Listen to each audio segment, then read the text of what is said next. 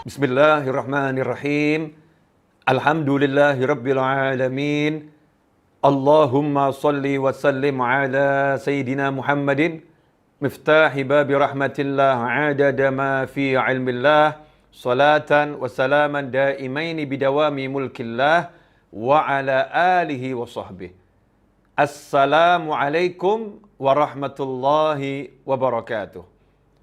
Saudaraku, kaum muslimin dan muslimat, pemirsa dimanapun Anda berada, alhamdulillah kita bisa bertemu kembali setelah sekian lama.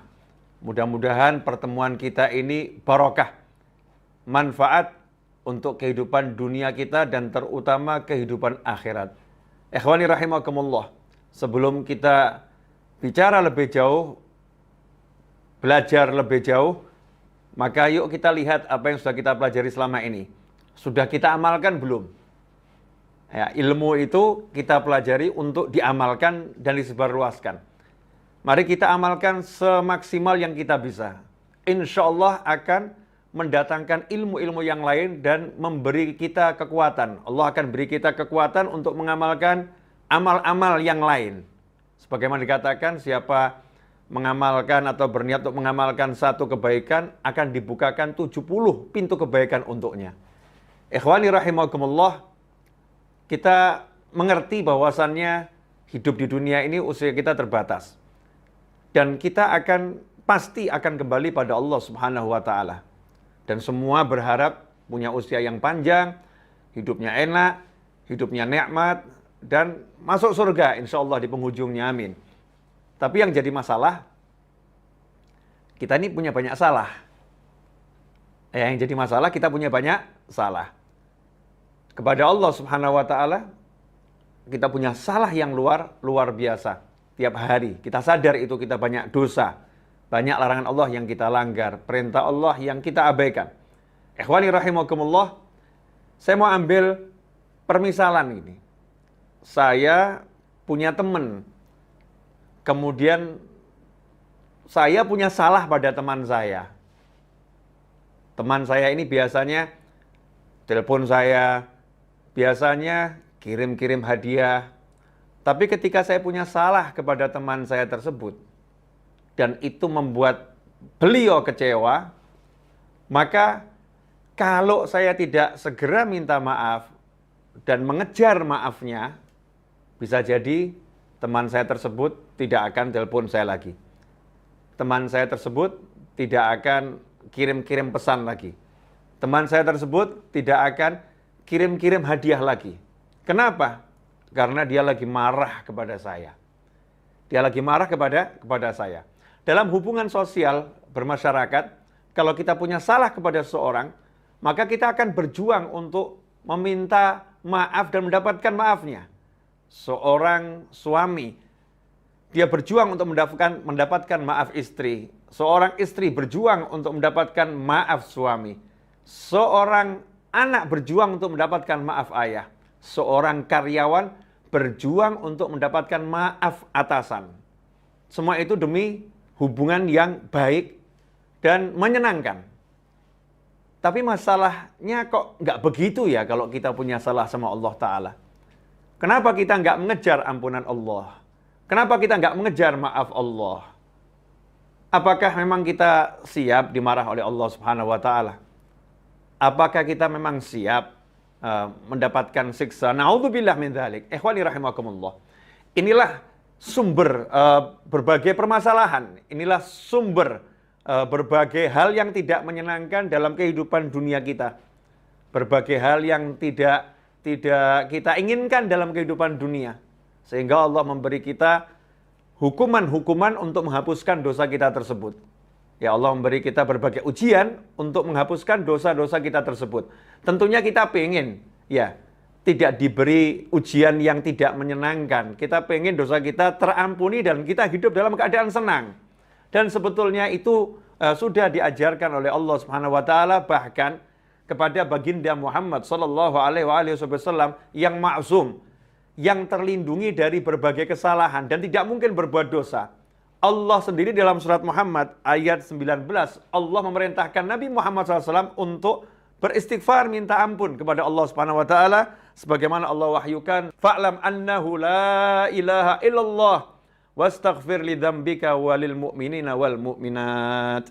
Kata Allah Subhanahu wa taala, fa'lam, ketahuilah sungguhnya tidak ada Tuhan kecuali Allah, wastaghfir li dzambika, dan beristighfarlah, minta ampun untuk kesalahanmu, walil mu'minina wal mu'minat, dan untuk kesalahan dosa-dosa orang yang beriman, baik laki-laki maupun perempuan.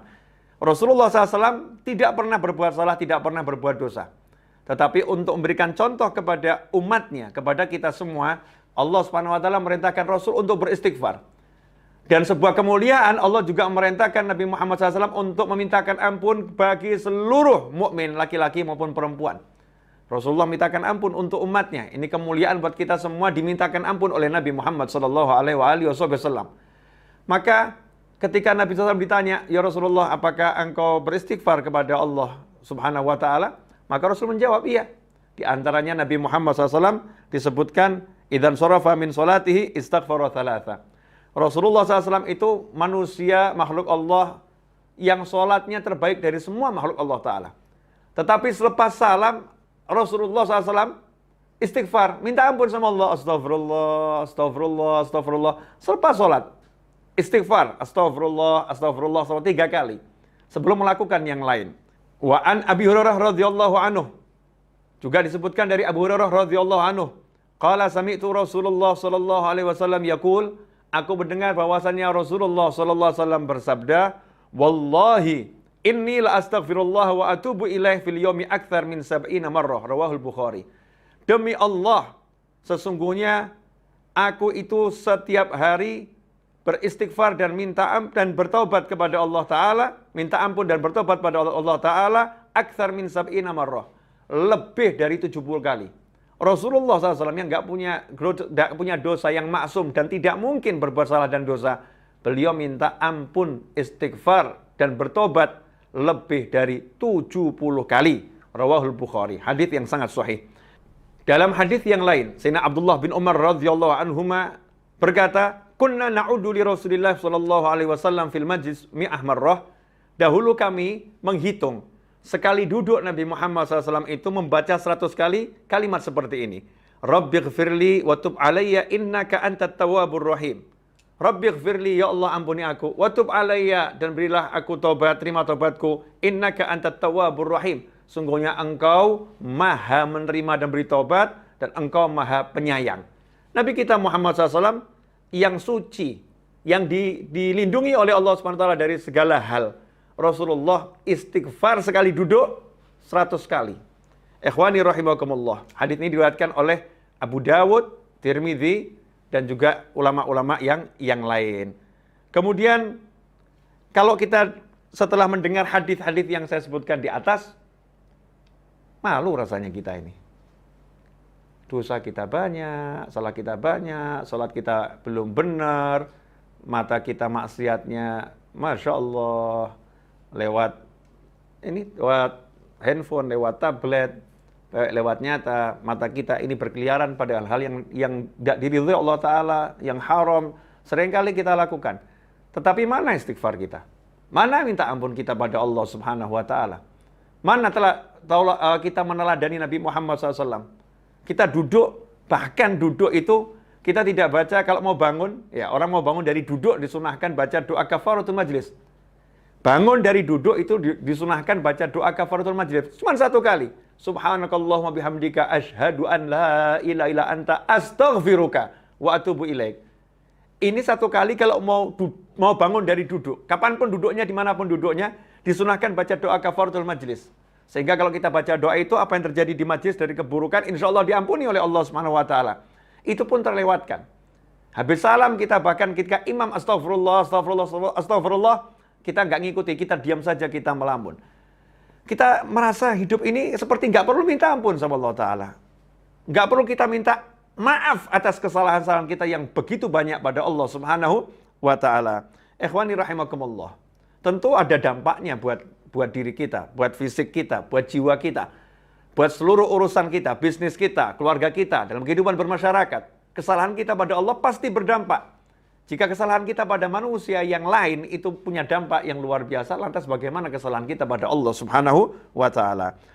Rasulullah SAW juga mengajarkan, sebagaimana diriwayatkan oleh Sayyidina Abu Darda radhiyallahu anhu, tentang perintah Allah dalam surat Muhammad ayat 19, wastaghfir li dzambika walil mu'minin wal mu'minat.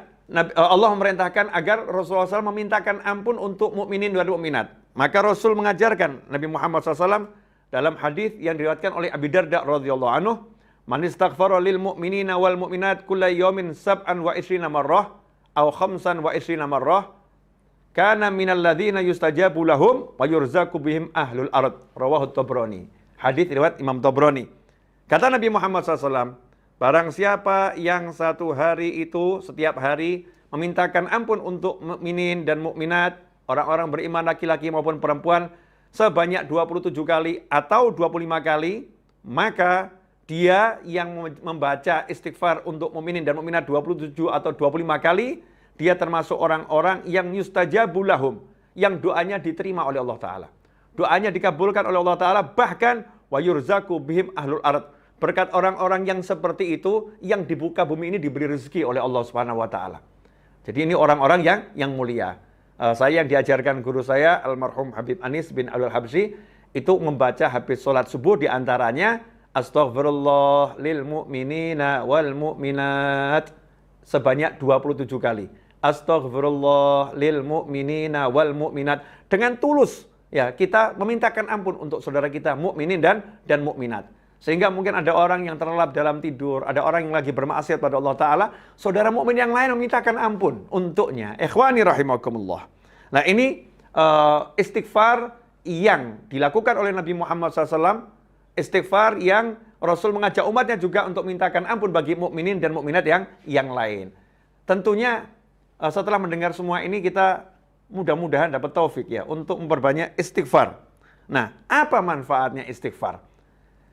Apa keutamaan istighfar? Istighfar itu di antara manfaatnya adalah pengaman dari azab. Jadi pelindung ya dari siksa. Pelindung dari siksa. Dalam surat Al-Anfal ayat 33 Allah Ta'ala menyatakan, "Wa ma kana Allahu liyu'adzibahum anta fihim wa ma kana Allahu mu'adzibahum wa hum yastaghfirun." Dan Allah tidak akan menyiksa mereka. Ya, Allah tidak akan menyiksa mereka wa anta fihim. Sedangkan engkau wahai Nabi Muhammad SAW masih berada di tengah-tengah mereka. Wa ma kana Allahu mu'adzibahum wa hum yastaghfirun. Dan Allah tidak akan menyiksa mereka sementara di tengah-tengah mereka masih ada orang yang istighfar minta ampun pada Allah Ta'ala. Di antara tafsir ayat ini adalah ayat yang di awal tadi, dan Allah tidak akan menyiksa mereka sementara engkau berada di tengah-tengah mereka, disebutkan ayat ini turun di Mekah. Saat Nabi Muhammad SAW berada di Mekah. Saat Rasul masih ada di Mekah, maka azab tidak turun kepada orang-orang yang membenci Nabi Muhammad SAW. Nah, setelah Nabi hijrah ke Madinah, azab juga tidak turun kepada orang-orang yang membenci Nabi Muhammad SAW di Mekah. Nggak turun azab kepada mereka semua. Kenapa? Karena masih ada sahabat yang belum hijrah. Masih ada sahabat yang berada di Mekah, dan sahabat ini aktif beristighfar kepada Allah Subhanahu wa Ta'ala. Sehingga para sahabat mengatakan, para tabi'in mengatakan, para ulama mengatakan, siapa yang rajin istighfar, maka dia akan menjadi pengaman untuk dirinya dan untuk keluarganya. Untuk dirinya dan untuk teman-temannya, dari azab yang akan turun kepada dirinya maupun kepada keluarganya, pada teman-temannya. Ahli istighfar. Karena itu, ikhwani rahimakumullah, kita sadar kita banyak dosa. Agar kita aman di dunia, aman di akhirat, maka ini pegangan kita, minta ampun sama Allah Ta'ala. Minta ampun, astagfirullah. Ya Allah, aku minta ampun kepadamu. Astagfirullah. Ya Allah, aku minta ampun kepadamu. Dengan kita hayati dan sungguh-sungguh. Ikhwani rahimakumullah. Kalau kita ini mengalami rezeki yang seret, bisnis yang amburadul, kehidupan keluarga yang porak-poranda, dan hati yang gak enak, hati yang penuh dengan rasa suntuk, yang sedikit-sedikit suntuk, sedikit-sedikit sedih, susah. Ikhwani rahimakumullah. Istighfar ini adalah obatnya. Istighfar ini adalah obatnya. Kita masih ingat bagaimana Nabi Nuh alaihissalam menasihatkan kepada umatnya, dan itu diabadikan Allah Ta'ala dalam surat Nuh ayat 10-12. Faqultu astaghfiru rabbakum innahu kana ghaffara yursilis samaa'a 'alaikum midrara wa yumditkum bi amwalin wa banin wa yaj'al lakum jannatin wa yaj'al lakum anhara. Kata Allah Ta'ala, Nabi Nuh mengucapkan di situ, fakultu, maka aku Nuh berkata, istaghfiru rabbakum. Kalian semua hendaknya istighfar, minta ampun kepada Tuhan kalian. Saat itu kaum Nabi Nuh mengalami paceklik yang luar biasa. Bertahun-tahun tidak turun hujan, banyak hewan yang mati, banyak tanaman yang mati. Tanah kering semua. Sehingga kehidupan ekonomi, kehidupan sosial itu terancam hancur. Saat itulah Nabi Nuh ngasih solusi. Apa solusinya? Solusinya, istaghfiru rabbakum. Minta ampunlah kepada Tuhan kalian. Innahu kana ghafara. Karena Allah itu sangat suka memberi ampunan. Allah tuh suka ngasih ampunan. Ada orang yang berat ngasih maaf. Tapi Allah dengan semua kekuasaannya yang maha kuasa, kekuatannya yang maha kuat. Allah dengan semua, yang semuanya adalah miliknya Allah Subhanahu wa Ta'ala. Kita yang salah sama Allah ini, sama Allah disuruh minta maaf sama aku. Aku ampuni dan aku suka orang yang minta maaf. Ini saking maha sayangnya Allah kepada kita, semua hamba-hambanya. Kalau itu dilakukan, yursilis sama'a alaikum midrara. Masalah yang nomor satu, tidak adanya air, paceklik yang luar biasa, maka langsung sama Allah Ta'ala diselesaikan. Allah akan mengirimkan hujan yang lebat dari langit untuk menghapuskan semua kekeringan dan semua sumber air yang kering akan diganti oleh Allah Subhanahu wa Ta'ala. Wa yumditkum bi amwalin wa banin. Dan Allah akan beri kalian kekuatan, pertolongan dan dengan memberikan anak yang banyak, harta yang banyak, bi amwalin, dengan harta yang beraneka ragam dan banyak. Wa banin, dan Allah akan berikan anak keturunan kepada kalian semua. Wa yaj'al lakum jannati wa yaj'al lakum anhara. Allah akan berikan kalian kebun-kebun dan Allah memberikan sungai-sungai yang mengalir di dalamnya. Ikhwani rahimakumullah. Indahnya Al-Qur'an dikatakan di sini, wa yumditkum bi amwalin wa banin. Allah akan beri kalian kekuatan dengan harta yang banyak dan anak yang banyak. Karena ada orang yang punya harta tapi nggak punya anak. Ada orang yang punya anak tapi nggak punya harta. Maka itu tidak lengkap kebahagiaannya. Tetapi Allah katakan orang yang rajin istighfar ini diberi harta yang banyak dan diberi anak yang banyak. Sehingga anaknya tidak jadi masalah dan hartanya akan bawa kebahagiaan untuknya. Ikhwani rahimakumullah. Sehingga Sayyidina Hasan Al-Basri radhiyallahu anhu ketika datang orang yang nggak punya anak lapor kepada beliau, wahai imam saya ini nggak punya anak keturunan, beri saya amalan. Beliau pun mengatakan bacalah istighfar. Nggak lama datang lagi seseorang yang mengatakan, wahai imam, ya saya ini rezekinya sempit, hidup saya susah, ekonomi saya porak-poranda, beri saya amalan. Imam Hasan Al-Basri pun mengatakan radhiyallahu anhu, bacalah istighfar. Setelah orang-orang itu pulang, murid-muridnya bertanya, wahai imam, setiap orang yang datang, yang satu minta keturunan, yang satu minta rezekinya lancar, kenapa engkau beri amalan yang sama? Ya, amalannya istighfar, bukan amalan yang berbeda. Maka beliau menjawab, yang ngomong bukan saya, tapi yang ngomong Allah Subhanahu wa Ta'ala, yang tercantum dalam surat Nuh ayat 10 sampai 12. Di antaranya, wa yumditkum bi amwalin wa banin. Dan Allah akan beri kalian kekuatan dengan harta yang beraneka ragam dan jumlahnya banyak, dan anak keturunan yang banyak. Ikhwani rahimakumullah. Di antara manfaat istighfar yang lain adalah sebagaimana yang disampaikan oleh Sayyidina Abdullah bin Abbas radhiyallahu ta'ala anhuma dari Nabi Muhammad SAW, di mana Rasulullah SAW bersabda, man lazimal istighfar ja'alallahu lahu min kulli hammin farajan wa min kulli dhikin makhraja wa razaqahu min haitsu la yahtasib. Riwayat Abu Dawud dan Nasai serta Ibnu Majah dan Hakim dan Baihaqi. Nah, ini hadis yang memberi kita semangat untuk semakin rajin istighfar. Man lazimal istighfar, kata Nabi Muhammad SAW. Siapa yang tekun, continue, terus menerus beristighfar, istiqomah tiap hari, ja'alallahu lahu min kulli hammin farajan.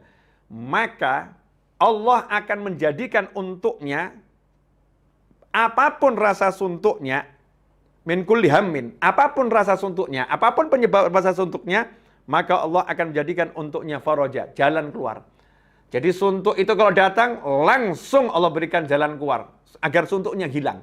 Dihapus suntuknya oleh Allah SWT untuk orang yang ahli istighfar. Wa min kulli dhikin makhraja. Kalau dia dalam kesulitan, dalam kesempitan, kalau kata orang Jawa sudah kepepet, ya tidak bisa gerak, min kulli dhikin, sempitnya luar biasa, makhraja. Allah akan selalu memberikan jalan keluar. Dikasih solusi oleh Allah Subhanahu wa Ta'ala buat orang yang rajin istighfar. Wa razaqahu min haitsu la yahtasib. Dan untuk urusan rezekinya tidak pernah dia bisa mikir. Kenapa? Karena Allah akan beri dia rezeki min haitsu la yahtasib. Dari arah yang tidak pernah bisa dia pikirkan. Surprise rezekinya dari Allah Subhanahu wa Ta'ala, kejutan-kejutan dari Allah Subhanahu wa Ta'ala. Min haitsu la yahtasib. Enggak bisa diperhitungkan. Baik bisa dikira-kira. Allah akan berikan surprise rezekinya untuk orang-orang yang rajin istighfar. Ikhwani rahimakumullah. Sebagai penutup dari kajian kali ini adalah tentang Sayyidul Istighfar. Sayyidul Istighfar ini kalau kita memang nggak bisa baca istighfar banyak-banyak, minimal ya kita baca Sayyidul Istighfar di pagi hari dan di sore hari. Penghulunya semua istighfar. Pemimpinnya semua istighfar. Sebagaimana dikatakan oleh Nabi Muhammad SAW, Sayyidul Istighfar ayyaqulal abd Allahumma anta rabbi la ilaha illa anta khalaqtani wa ana 'abduka wa ana 'ala ahdika wa 'adika ma stata'tu a'udzu bika min syarri ma sana'tu abu laka bi ni'matika 'alayya wa abu bi dhanbi faghfir li fa innahu la yaghfiru dzunuba illa anta. Itu namanya Sayyidul Istighfar. Man qalaha fin nahar muqinan biha famata min yaumih qabla an yumsiya fahuwa min ahlil jannah. Kata Nabi Muhammad SAW, siapa yang di pagi hari dia membaca Sayyidul Istighfar tadi dengan penuh keyakinan, baca ini penuh keyakinan, minta ampun sama Allah Ta'ala dan pasti diampuni Allah Ta'ala, famata min yaumih, kemudian di hari itu sebelum sempat sampai sore hari dia meninggal dunia, siang hari meninggal dunia, sore hari sebelum matahari tenggelam dia meninggal dunia, fahuwa min ahlil jannah, maka dijamin dia ahlul jannah, dia termasuk penghuni surga. Wa man qalaha minal lail fahuwa muqinun biha famata qabla an yusbiha fahuwa min ahlil jannah. Dan barang siapa yang bacanya di malam hari, kemudian dia baca dengan penuh keyakinan, famata qabla an yusbiha, belum sempat matahari terbit, dia meninggal di malam hari itu, maka dia termasuk penghuni surga. Hadis ini diriwayatkan oleh Imam Bukhari. Jadi hadis yang sangat sahih. Ikhwani rahimakumullah. Kesimpulannya, kalau kita mau hidup kita enak di dunia dan Allah mengajarkan kita untuk mendapatkan kehidupan enak di dunia. Rabbana atina fid dunya hasanatan wa fil akhirati hasanatan wa qina adzabannar. Kalau kita mau hidup kita enak di dunia dan enak di akhirat dan enak dimanapun, maka pegang istighfar ini. Yang rajin minta ampun sama Allah Ta'ala. Ya, usahakan istighfar terus. Perbanyak istighfar. Selain sholawat pada Nabi Muhammad SAW, maka istighfar adalah zikir yang terbaik di akhir zaman. Sholawat, istighfar, sodakoh. Kata para ulama, ini zikir yang paling baik di akhir zaman dan zikir yang paling baik untuk orang-orang yang udah usia lanjut. Amalan terbaik untuk orang-orang udah usia lanjut. Karena ini amalan-amalan yang menghapuskan dosa dan meningkatkan derajat dengan cepat. Karena itu, siapa yang punya hajat? Siapa yang merasa hidupnya dalam masalah? Siapa yang suntuk? Ya, mungkin kita kurang istighfar. Kita kurang rajin istighfar dan kita kurang minta ampun sama Allah Ta'ala. Saya mengajak diri saya sendiri dan seluruh pemirsa dimanapun Anda berada, kapanpun Anda menyaksikan tayangan ini, yuk setelah ini kita perbanyak istighfar. Mari kita tutup ya majelis ini dengan bersama-sama membaca doa kafaratul majlis untuk kita nanti bangun meninggalkan tempat duduk sudah diampuni oleh Allah Subhanahu wa Ta'ala. Bismillahirrahmanirrahim. Allahumma salli wa sallim ala sayyidina Muhammadin wa ala alihi wa ashabihi ajma'in. Subhanakallahumma wa bihamdika asyhadu an la ilaha illa anta astaghfiruka wa atubu ilaik. Wa sallallahu ala sayyidina Muhammadin wa alihi wasallam walhamdulillahirabbil alamin wal afu minkum. Saya minta maaf atas segala kekurangan saya dan semoga ini berkah dan manfaat. Sampaikan pada yang lain, mudah-mudahan menjadi amal jariah buat antum semuanya. Jazakumullahu khairan wal afu minkum. Wassallallahu alaihi Muhammadin wa alihi wasallam walhamdulillahirabbil alamin. Wassalamualaikum warahmatullahi wabarakatuh.